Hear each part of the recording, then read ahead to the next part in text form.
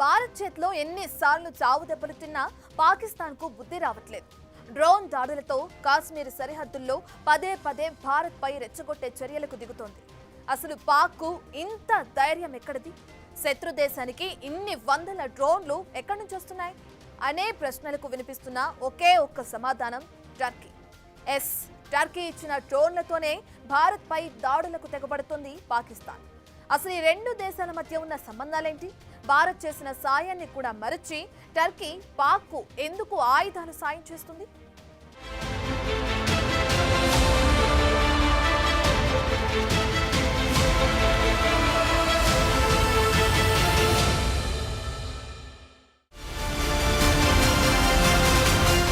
భారత్ చేసిన సాయానికి కృతజ్ఞత లేదు.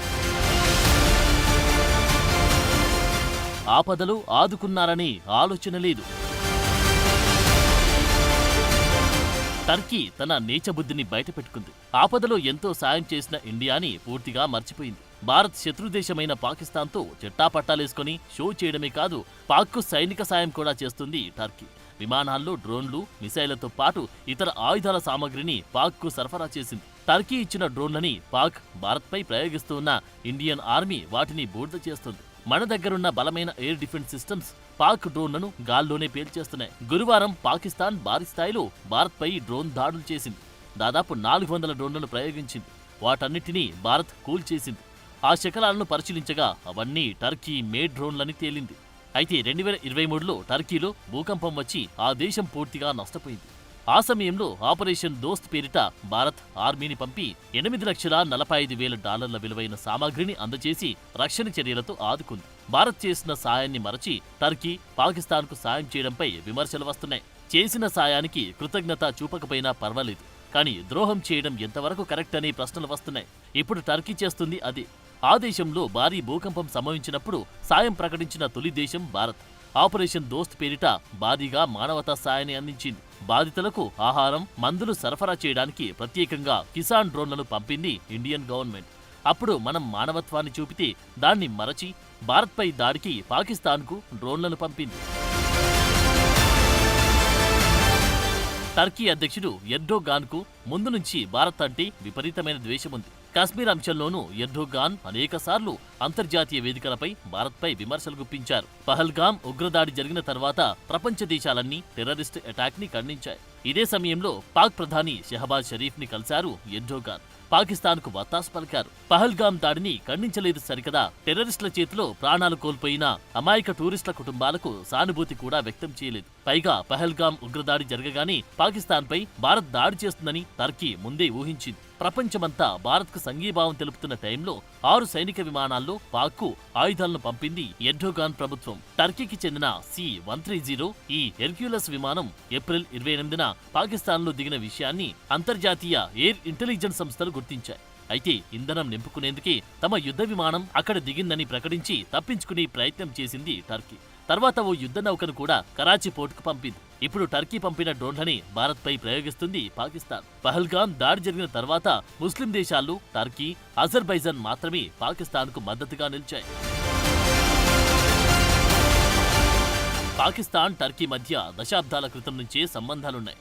టర్కీ స్వాతంత్ర్య యుద్ధం సమయంలో ప్రస్తుత పాకిస్తాన్ ప్రాంతంలోని వారు ఒట్టోమన్ సామ్రాజ్యానికి ఆర్థిక సాయం అందించారు. ఈ సాయమే టర్కీలో పాకిస్తానీలపై సానుకూల దృక్పథాన్ని సృష్టించిందంటారు. పైగా రెండు దేశాలు ముస్లిం బహుళ జనాభా కలిగి ఉన్నాయి. బ్రిటిష్ రాజులోని ముస్లింలు ఒట్టోమన్ సుల్తాన్ను ఇస్లాం ఖలీఫాగా గౌరవించారు.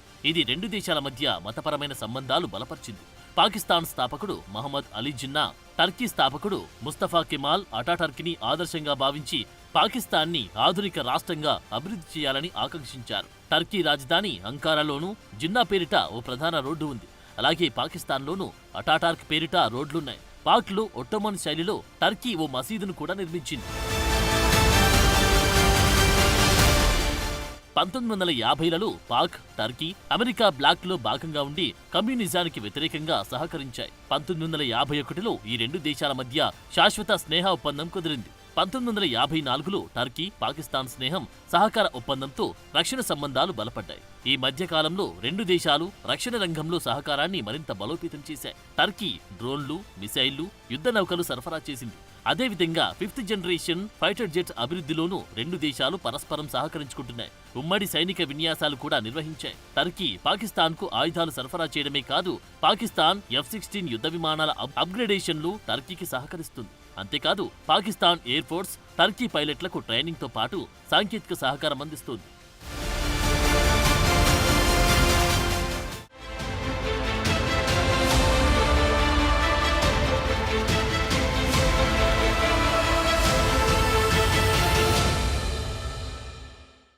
పెహల్గాం ఉగ్రదాడి తర్వాత కాశ్మీర్ సరిహద్దుల్లో ఉద్రిక్తతలు పెరిగిపోయాయి.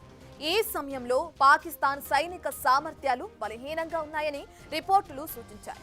ఇలాంటి పరిస్థితుల్లో టర్కీ పాక్కు సైనిక సాయం చేసింది. అయితే రక్షణ రంగంలో టర్కీ పాకిస్తాన్ దీర్ఘకాల భాగస్వామ్యాన్ని కలిగి ఉన్నాయి. అందువల్లే పాక్ ఆయుధాలు, డ్రోన్లు, యుద్ధ నౌకలు, డిఫెన్స్ టెక్నాలజీని సప్లై చేస్తుంది టర్కీ. చైనా తర్వాత టర్కీనే పాక్కు ముఖ్యమైన ఆయుధ సప్లయర్గా మారింది. గత 5 ఏళ్లలో టర్కీ ఆయుధ ఎగుమతుల్లో 10% పాకిస్తాన్కే వెళ్లాయి. ఇప్పుడు కూడా టర్కీ డ్రోన్లతోనే భారత్పై దాడులు చేస్తుంది పాకిస్తాన్.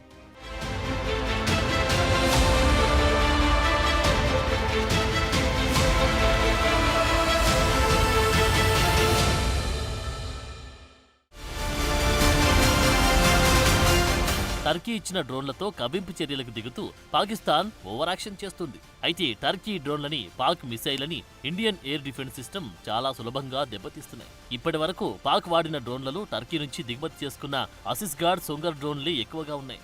వీటితో పాటు అనేక మిసైలని, ఎగిరే బాంబుల్ని భారత్ పైకి గురిపెట్టింది పాకిస్తాన్. అయితే భారత ఎయిర్ డిఫెన్స్ ని దెబ్బతీసేందుకు పాక్ మరో ఎత్తుగడ వేసింది. పెద్ద సంఖ్యలో పనికిరాని చౌకబారు మిసైలని, ఆయుధాలు లేని డ్రోన్లని కూడా భారత్ పైకి ప్రయోగించింది. మన ఎయిర్ డిఫెన్స్ సిస్టమ్స్ వాటిని కూల్చే పనిలో ఉన్నప్పుడు ఇతర డ్రోన్లు, మిసైళ్లు దాడులు చేస్తాయి. అలాంటి ఎత్తుగడల్ని కూడా భారత సైన్యం తిప్పికొట్టింది. ఇటీవలి కాలంలో యుద్ధాల్లో డ్రోన్లను భారీ సంఖ్యలో ఉపయోగించే పరిస్థితులు పెరిగాయి. 3 ఏళ్లకు పైగా సాగుతున్న రష్యా ఉక్రెయిన్ యుద్ధంలో డ్రోన్లదే కీలక పాత్ర. ఆ యుద్ధం నుంచి పాఠాలు నేర్చుకుని అతి త్వరగా, సమర్థంగా ఆచరణలో పెట్టడం వల్లే ఇండియా పాకిస్తాన్ దాడుల్ని అద్భుతంగా తిప్పికొడుతుందని రక్షణ నిపుణులు చెబుతున్నారు. టర్కీ మేడ్ ఆసిస్గార్డ్, సొంగర్ డ్రోన్లు ఎంతో ప్రమాదకరమైనవిగా చెబుతున్నారు. దీని ఆపరేషనల్ రేడియస్ 3 కిలోమీటర్లు. ఇందులో ఆటోమేటిక్ మిషన్ గన్ ఉంటుంది. దానితో 200 రౌండ్స్ వరకు బుల్లెట్స్ ని పేల్చేందుకు వీలుంది. అంటే ఒక్కో డ్రోన్ అనేక మందిని చంపగలుగుతుంది. 2024లో దీనిని అప్గ్రేడ్ చేసి గ్రెనేడ్ ని కూడా ఫైర్ చేసే సామర్థ్యం కల్పించారు. 5 కిలోమీటర్ల రేంజ్ కలిగిన ఈ డ్రోన్లు గ్రౌండ్ టార్గెట్లని అత్యంత ఖచ్చితత్వంతో పేల్చేయగలిగే కెపాసిటీ దీనికుంది. డొమెస్టిక్ సెక్యూరిటీ, యుద్ధ సమయాల్లో వాడేందుకు దీనిని తయారు చేశారు. ఈ సొంగర్ డ్రోన్లు టర్కీ ఆర్మీలో 2020 నుంచి సర్వీస్లో ఉన్నాయి. కమ్యూనికేషన్ లాస్ అయినా, బ్యాటరీ సామర్థ్యం తగ్గిపోయినా దానంతట అదే వెనక్కి వచ్చేసే టెక్నాలజీ కూడా ఉంది. ఇంతటి ప్రమాదకరమైన డ్రోన్లని కూడా ఇండియన్ ఎయిర్ డిఫెన్స్ సిస్టమ్ సమర్థవంతంగా ఎదుర్కొంది. వాటిని గాల్లోనే పేల్చేసింది. పశ్చిమ దేశాల నుంచి సైనిక వాణిజ్యం పరిమితం కావడంతో టర్కీతో రక్షణ రంగ సంబంధాలు మెరుగుపరుచుకుంది పాకిస్తాన్. అంతేకాదు రెండు దేశాలు ద్వైపాక్షిక వాణిజ్యాన్ని $5 బిలియన్ పెంచాలని లక్ష్యంగా పెట్టుకున్నాయి. ఇందులో వాణిజ్యం, ఇంధనం, బ్యాంకింగ్ సహా ఇతర రంగాల్లో సహకారం ఉంది. టర్కీ అభివృద్ధి సంస్థ కూడా పాకిస్తాన్లో సామాజిక అభివృద్ధి ప్రాజెక్టుల్లో పెట్టుబడి పెడుతోంది. కాశ్మీర్ సమస్యపైన టర్కీ పాక్ మద్దతిస్తోంది.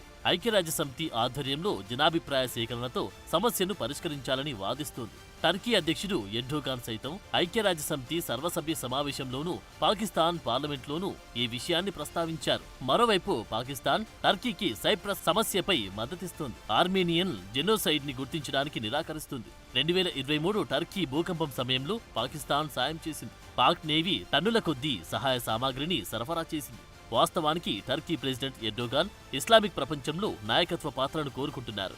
అందుకోసమే పాకిస్తాన్తో ఇంత సన్నిహితంగా మెలుగుతున్నారు. ఈ రెండు దేశాలు గాజా, పాలస్తీనా లాంటి అంతర్జాతీయ సమస్యలపైన ఉమ్మడి దృక్పథాన్ని కలిగి ఉన్నాయి. టర్కీ, పాక్ ఇస్లామోఫోబియా, ముస్లిం మైనార్టీల రక్షణపై ఉమ్మడిగా పనిచేయడం కూడా రెండు దేశాల సంబంధాలు బలపడ్డాయి. టర్కీకి భారత్తోనూ స్నేహపూర్వక సంబంధాలున్నప్పటికీ పాకిస్తాన్తో ఉన్న రక్షణ సహకారం ఇస్లామిక్ ప్రపంచంలో ప్రభావాన్ని పెంచేందుకు, ప్రాంతీయ సమతుల్యతను కాపాడేందుకు ఓ వ్యూహంగా భావిస్తున్నారు. అందుకోసమే పహల్గామ్ ఉగ్రదాడి తర్వాత భారత్ సైనిక చర్యలకు సిద్ధమవుతున్న సమయంలో పాకిస్తాన్ తన రక్షణ సామర్థ్యాలు బలోపేతం చేసేందుకు టర్కీ సాయం కోరినట్లు సమాచారం ఉంది. అయితే టర్కీ సైనిక సాయం భారత్లో విమర్శలకు దారితీస్తుంది. ముఖ్యంగా టర్కీ భూకంపం సమయంలో అందించిన సాయాన్ని మరిచి పాక్కు మద్దతుగా నిలిచిన టర్కీని బహిష్కరించాలని పిలుపునిస్తున్నారు.